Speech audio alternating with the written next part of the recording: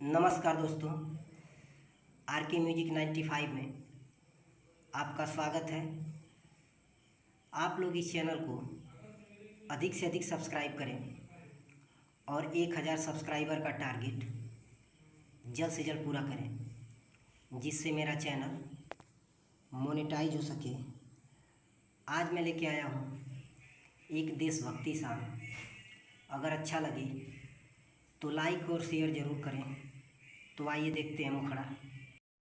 हो आज छुअत आसमान बाटे, सुपर पावर हिंदुस्तान बाटे।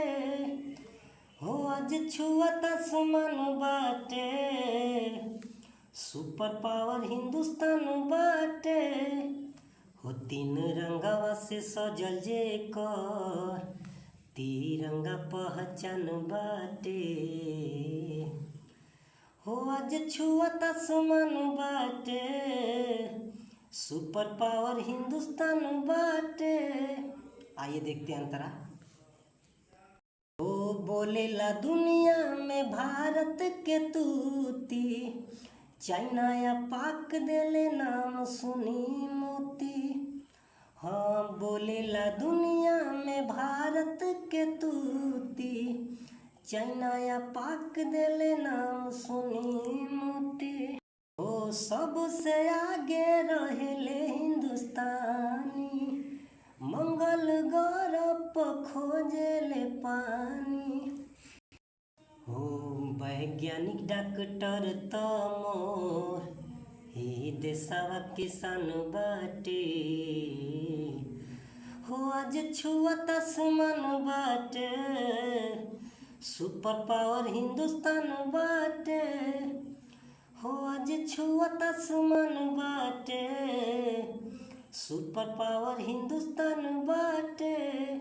आइए देखते हैं दूसरा अंतरा। हो सोने के चिड़ैया कृषि प्रधान बा, केहू ना ऐसन भारत महान बा। हो सोने के चिड़ैया कृषि प्रधान बा, केहू ना ऐसन भारत महान बा। हो सानु के नस नस में इंडिया बसेला, देशवा के खातिर दिल धड़केला। हो जहवा के पहरुआ जवान या किसान बाटे। हो आज छुअत आसमान बाटे, सुपर पावर हिंदुस्तान बाटे। हो आज छुअत आसमान बाटे, सुपर पावर हिंदुस्तान बाटे।